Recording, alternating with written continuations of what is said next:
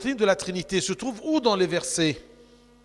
Eh bien, comme je vous ai dit, la doctrine de la Trinité n'est pas citée verbalement dans le Nouveau Testament ou littéralement dans la Bible. D'accord? Trinité, avec un T majuscule. Non. Mais il est sous forme de concept. Les noms des hypostases ont été cités dans le Nouveau Testament. Par exemple, venons voir les événements de l'Annonciation. Quand l'archange Gabriel est venu pour, annoncer à la Sainte Vierge Marie la naissance du Christ. On trouve les 3 noms des hypostases sont cités. Comment? Parce que Dieu le Père a envoyé, Dieu l'essence divine. Dieu le Père a envoyé l'archange Gabriel et la Vierge lui a été annoncé qu'elle tombera enceinte et enfantera le Fils du Très-Haut. On va voir ça, Luc 1. Ouvrez Luc 1. Toute l'histoire de la Nativité, c'est dans l'évangile de Saint Luc. On va voir Luc 1, 31 et 32. Luc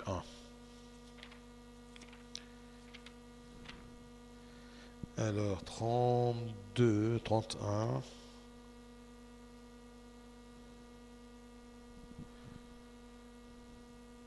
Et voici, tu deviendras enceinte, et tu enfanteras un fils, et tu lui donneras le nom de Jésus. Il sera grand et sera appelé Fils du Très-Haut. D'accord? Alors, Fils, un hypostase, du Très-Haut, un autre hypostase, le Père. Et le Seigneur lui donnera le trône de David, son père. Il régnera, ainsi de suite. Et quand elle va poser la question, et comment je vais avoir ceci? D'accord? Il lui dit, l'Esprit de Dieu va venir sur toi. Comme Matthieu 1. Prenons Matthieu 1. Et ben vous avez vu, il y a le mot Fils du Très-Haut. Matthieu 1, par exemple, 20. Alors, regardez. Comme il y pensait, voici un ange du Seigneur lui apparut en songe et dit, Joseph, fils de David, ne crains pas de prendre avec toi Marie ta femme, car l'enfant qu'elle a conçu vient du Saint-Esprit. Elle enfantera un fils et tu lui donneras le nom de Jésus. C'est lui qui sauvera son peuple de ses péchés. Qui peut sauver un peuple de ses péchés que Dieu? Donc, si cet enfant-là peut sauver son peuple de ses péchés, donc, d'accord, ça veut dire que c'est Dieu incarné. Même le mot Jésus, ça ne se voit pas en français, mais en arabe et en hébreu, d'accord, il s'appelle Yassoua. Qu'est-ce que ça veut dire Yassoua? C'est deux syllabes. Yahwa. Yahwa, Dieu. Soua, Shoua. En hébreu, ça veut dire qui sauve. Yahwa yukhallis. Dieu sauve. C'est ça le sens de Yassoua. Ou Yeshua. D'accord? Même le mot Hosanna.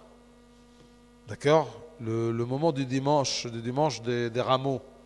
Hosanna ibn Daoud. Qu'est-ce que ça veut dire Hosanna? Ça vient de Yousanna, c'est en grec. Ça veut dire You, c'est Dieu. D'accord? Sanna, c'est Yukhallis. Khallisna. D'accord? Hosanna. Husha'na. Husha'na, c'est-à-dire sauve-nous, khallisna. Hosanna, Hosanna ibn Daoud. Alors, en hébreu, c'est Husha'na. Quand on traduit en grec, c'est Hosanna. Et on dit en arabe le mot grec. Hosanna ibn Daoud. D'accord? Même en français, on écrit Hosanna. Mais ce n'est pas un mot français. D'accord? Hosanna, c'est Khallisna.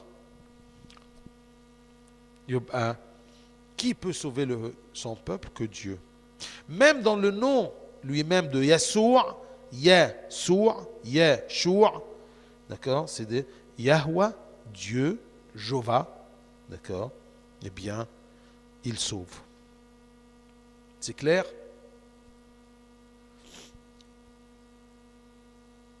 Elle enfantera un fils et tu lui donneras le nom de Jésus. C'est lui qui sauvera son peuple de ses péchés. Car l'enfant qu'elle a conçu vient du Saint-Esprit. D'accord? Qu'est-ce que ça veut dire vient du Saint-Esprit? C'est que l'Esprit Saint est venu pour sanctifier la matière dans la Sainte Vierge Marie que Dieu va utiliser pour devenir homme. Et ben, on ne peut pas accepter que nous avons deux dieux. Non, c'est faux. D'accord? Parce que si on dit que Jésus, c'est Dieu fait homme, il y a deux choses. Ou bien nous avons plusieurs dieux, ou bien c'est Dieu qui s'est incarné. Il y a beaucoup de gens qui croient que les chrétiens, ils ont un Dieu, le Très-Haut, et ensuite ils se sont fait un autre Dieu, Jésus-Christ. Non, c'est faux.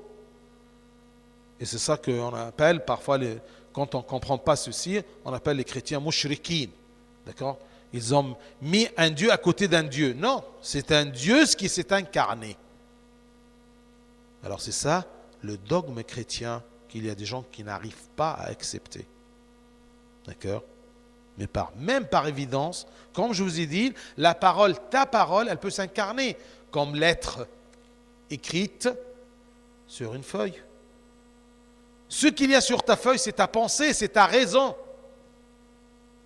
Et même quand elle est écrite, ta pensée écrite sur un papier est renvoyée très loin à Marseille ou même en Amérique, mais ça ne veut pas dire que ta pensée s'est séparée de toi.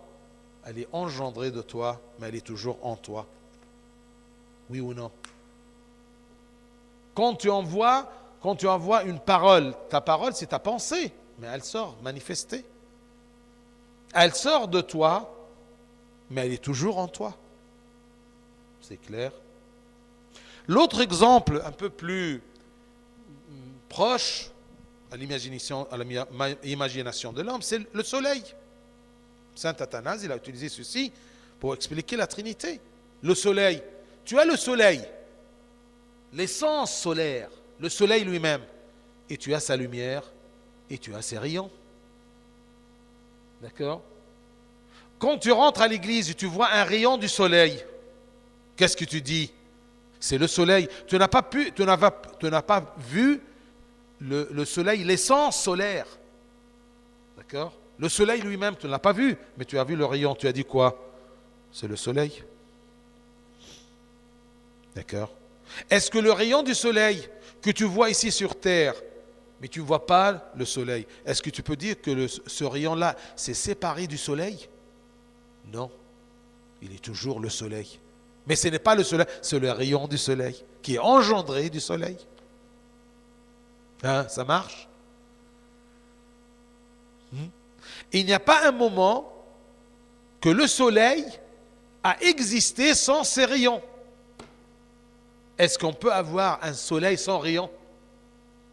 Est-ce qu'on peut avoir un Dieu sans parole? Non. C'est pour cela qu'on dit que, attention, c'est important, que le Christ Jésus, il existait depuis les siècles. Il n'a pas de commencement. Parce que puisque Dieu, le Père, l'essence divine, n'a pas de commencement, sa parole n'a pas aussi de commencement. Sa sagesse n'a pas de commencement. Il n'y avait pas un moment où Dieu était sans sagesse.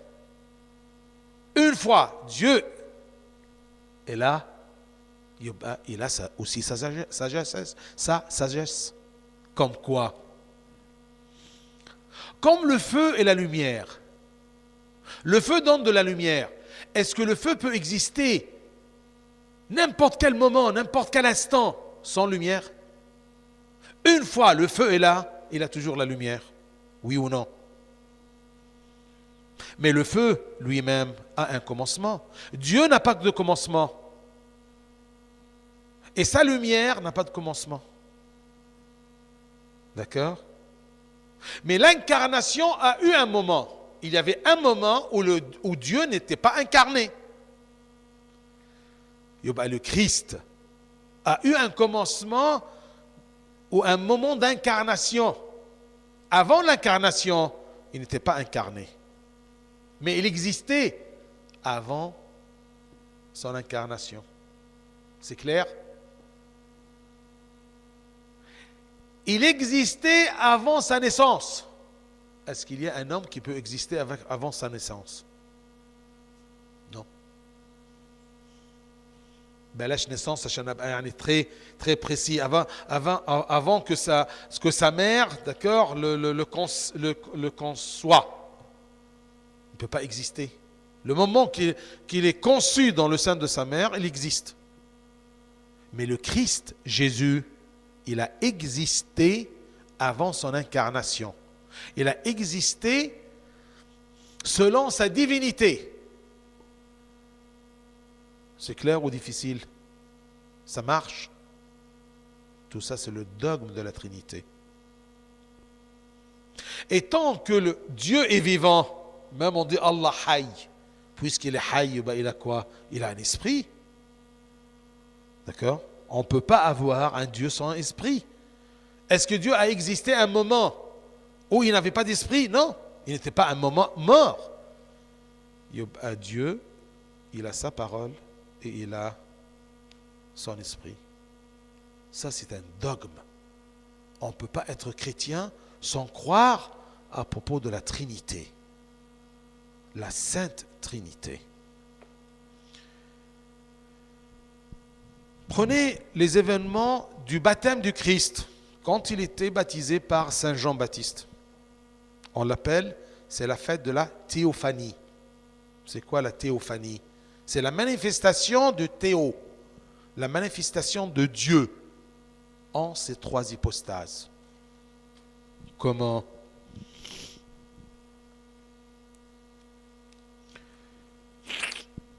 Le Christ, le Fils était dans l'eau. Ça, c'est le Fils. D'accord? Ensuite, la voix de Dieu le Père est entendue. Celui-ci est mon Fils bien-aimé. Écoutez-le. C'est le Père qui se manifeste à travers sa voix. Le Fils dans l'eau. Et il y a l'Esprit Saint, colombe, qui vient, d'accord, sur Dieu. Donc, c'est la manifestation, c'est l'apparition, ou je préfère la manifestation des trois hypostases de Dieu, la Sainte Trinité, la voix du Père, le Fils dans l'eau et l'Esprit Saint qui apparaît sous forme de colombe. C'est comme Matthieu 3. Ayant été baptisé, Jésus aussitôt remonta de l'eau, Jésus. Et voici que les cieux s'ouvrirent, il vit, Saint Jean-Baptiste, il vit l'Esprit de Dieu descendre comme une colombe et venir sur lui. Et voici qu'une voix venue des cieux disait, celui-ci est mon fils. Puisque c'est une voix qui dit celui-ci est mon fils, et bien sûrement c'est le Père qui parle. Qu'est-ce que ça veut dire le Père? C'est l'essence divine. Et pourquoi c'est un Père et Fils? D'accord? C'est parce que de la même nature. Le Père engendre le Fils, même nature. Même nature divine. Et il y a des gens qui disent, mais comment Dieu peut avoir un fils? Alors vous répondez avec la même question. Et comment l'Égypte peut avoir un fils? Ce n'est pas le fils d'Égypte? Le fils du Nil? Oui ou non? Donc il y a des gens de filiation. D'accord? Il y a même, je te dis que tu es mon fils. Est-ce que je me suis marié, ensuite je t'ai engendré, ou alors tu es mon fils et ma fille spirituelle? Donc il y a plusieurs genres de filiation, qu'en principe. La filiation entre Dieu le Père et Dieu le Fils, ce n'est pas une filiation charnelle que Dieu s'est marié, ensuite il a eu, d'accord, un fils. Non. Mais c'est une filiation divine, hypostatique, d'accord, si j'ose utiliser ce terme, d'accord, c'est que Dieu a engendré sa sagesse, d'accord, qui s'est incarnée et s'est fait homme. C'est clair?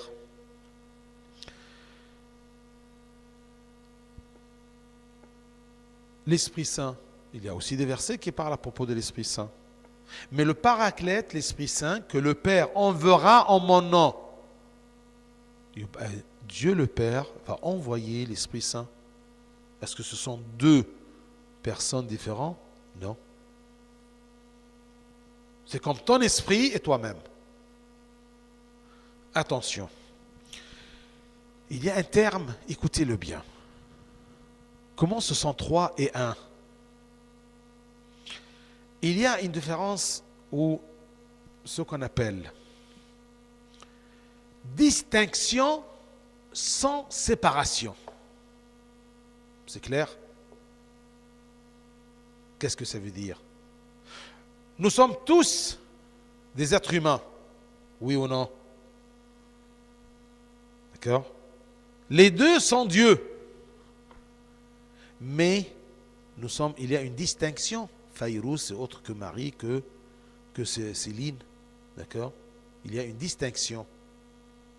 Mais nous ne sommes pas séparés de ce qui nous réunit. Nous sommes tous des êtres humains. Nous sommes de la nature humaine. Une seule nature. Nous sommes une seule nature humaine. Mais distingués. Et on peut dire, les trois hypostases sont un seul Dieu, mais distingués. Le Père, le Fils et le Saint-Esprit. Les trois sont un seul Dieu. Ça marche? Est-ce que vous avez des questions?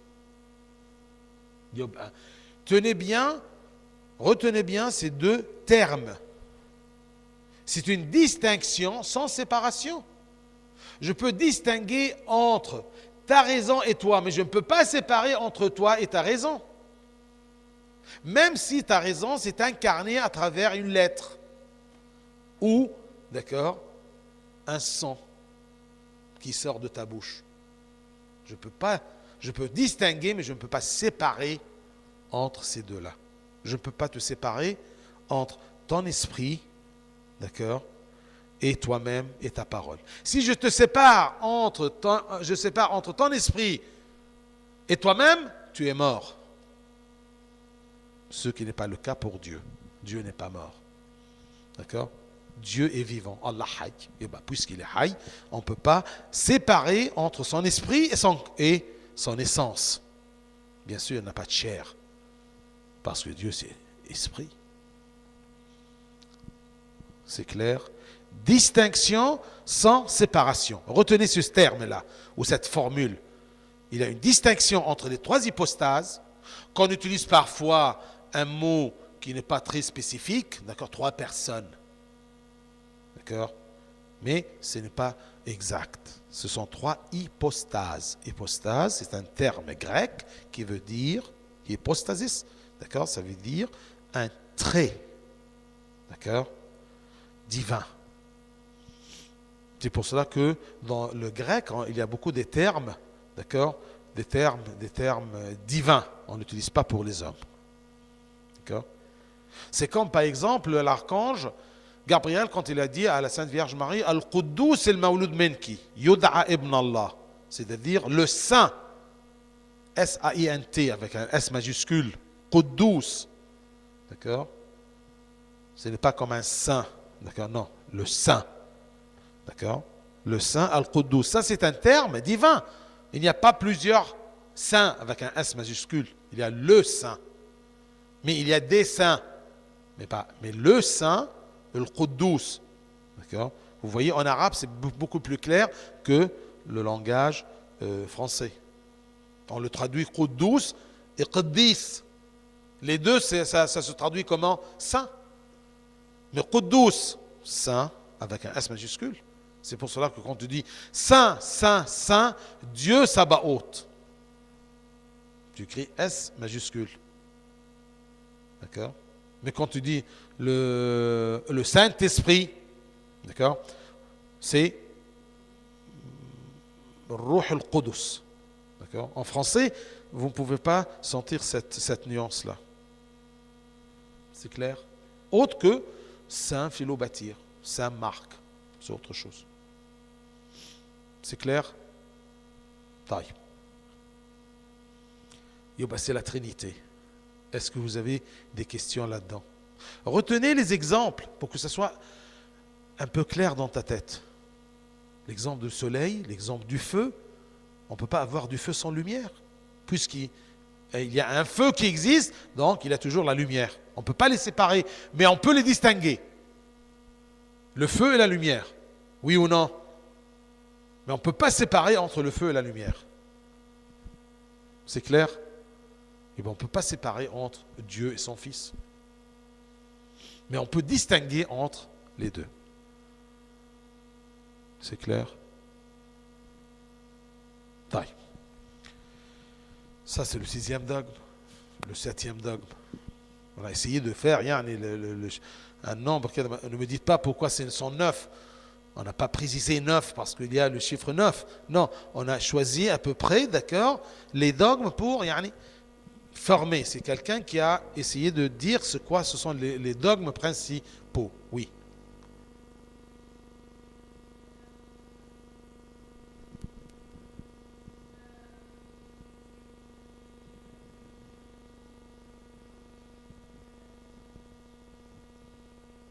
Attention, le baptême de Saint Jean, c'est un baptême pour le repentir, mais pas pour le pardon du péché.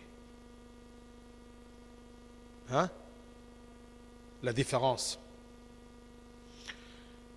La différence, c'est que le baptême de Saint Jean, d'accord, c'était un baptême symbolique au baptême où je vais me laver là-dedans et ça sera une nouvelle naissance. Hein? Ah oui, oui. Même on dit parfois, il y a un père qui a différencié entre, d'accord, le baptême de Saint Jean, le baptême du Christ, d'accord, et tous les symboles du baptême dans l'Ancien Testament, comme la traversée de la mer Rouge, comme quoi 3 appareils de téléphone, un appareil de téléphone, un jouet, un autre appareil où il n'y a pas le harara, en français, il n'y a pas de ligne là-dedans, il n'y a pas il n'y a pas de réseau. Ah oui, c'est vrai. D'accord? Et un téléphone vrai où il y a le réseau. Mais les 3, ce sont des baptêmes. Baptême de repentir, ça veut dire proclamer que vous êtes pécheur et vous avez besoin, d'accord, d'être sauvé de votre péché. Confesser mon péché, c'est autre que mon péché est pardonné. Ce qui pardonne le péché, c'est le baptême parce que tu es lavé. C'est clair? Autre que tu te repentis, c'est écrit que tous les gens venaient vers Saint Jean, d'accord, pour être baptisés, hein, confessant leurs péchés. J'ai péché, alors ça c'est un symbole. Et Saint Jean, il a dit, je vous baptise avec de l'eau, mais il y aura un qui viendra après moi, qui était avant moi, viendra après moi, qui était avant moi, qui va vous baptiser avec du feu et de l'eau. Baptiser avec du feu, c'est quoi le feu? C'est l'Esprit Saint. D'accord? C'est clair? Ah non, il n'avait pas besoin. Mais tout simplement, il s'est baptisé. Même Saint Jean-Baptiste lui a dit, mais comment puis-je vous baptiser? Il lui a dit, permets maintenant, d'accord, pour accomplir toute justice, pour que personne ne reproche, d'accord, à Jésus, dans son humanité, qu'il n'a pas fait quelque chose, d'accord, que tous les Juifs l'ont fait. Les pharisiens ne sont pas allés, tu vois, par orgueil. C'est clair? Donc, il n'avait pas besoin d'être baptisé. Mais il l'a fait, d'accord? Comme est-ce que le Christ, dans son humanité, il avait besoin de prier? Mais il priait, comment Dieu prie? Il prie à qui? Mais il prie selon son humanité, unie à sa divinité. Et cette union-là, sans changement. D'accord? Et sans changement de sens que quand il s'est fait homme, quand il s'est incarné, sa divinité n'a pas changé. Ce n'est pas une transformation d'un Dieu à un homme. Attention. Et dans la messe, on dit même b'ghayr istihala, sans changement. D'accord? Ce n'était pas un Dieu qui s'est changé en homme, c'est un Dieu qui s'est incarné, qui a pris chair, sans changement et sans mutation. C'est clair? Autre question.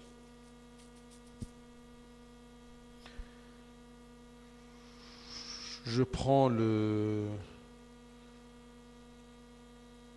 un dogme, je crois que je m'arrête là parce que la prochaine fois on prend les deux derniers, d'accord? Mais je préfère qu'on s'arrête là pour la Trinité. Oui.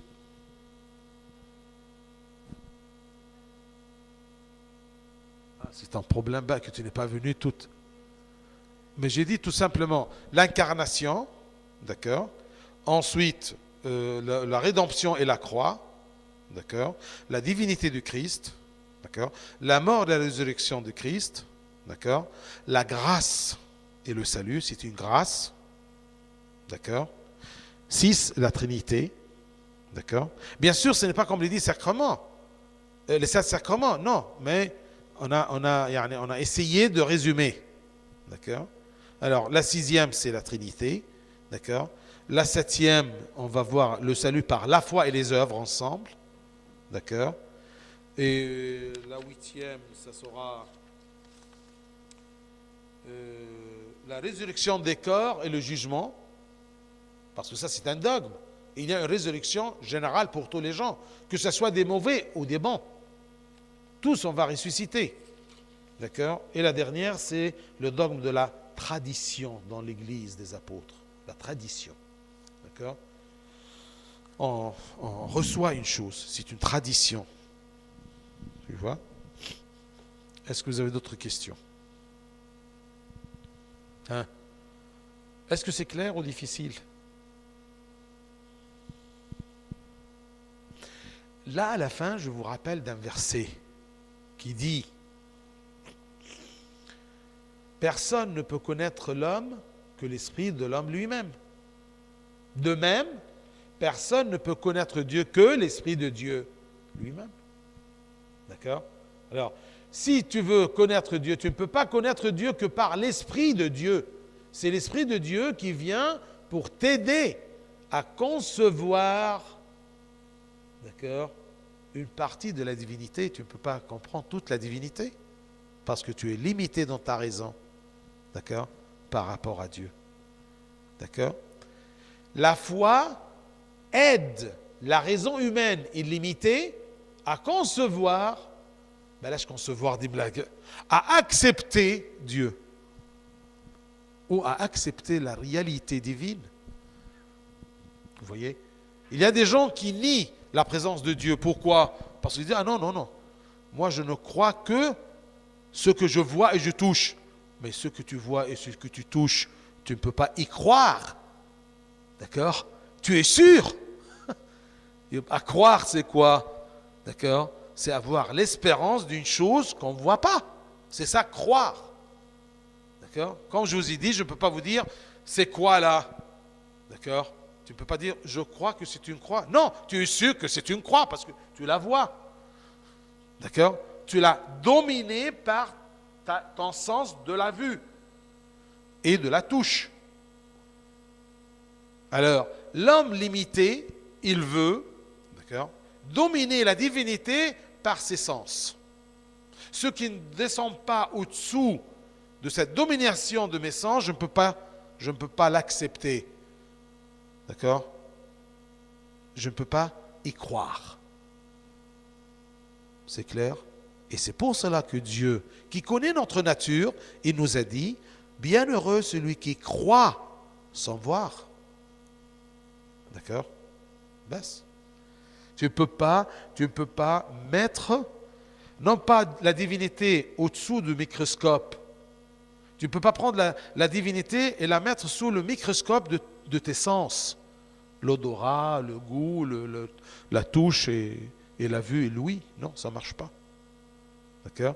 Mais tu peux, d'accord, ces choses illimitées, d'accord, par l'Esprit de Dieu qui éclaircit. D'accord? Ta raison limitée, elle est éclaircie. Qu'est-ce que ça veut dire éclaircie?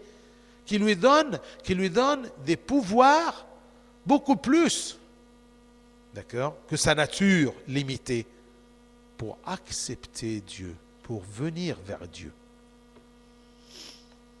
C'est clair?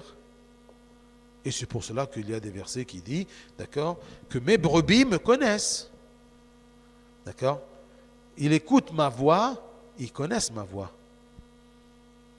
Pourquoi les enfants du monde nous refusent? Parce qu'ils n'ont pas le même esprit que nous. D'accord? Et tu reçois cet esprit de Dieu par la confirmation, deuxième sacrement de l'Église. C'est clair? Autre question? Bien. La prochaine fois, ce sera la dernière fois à propos de ces dogmes et je vais essayer de commencer avec vous, si Dieu le veut, d'accord, l'épître de Saint Paul aux Romains. D'accord? Tu nous choisis un verset, monsieur? D'accord?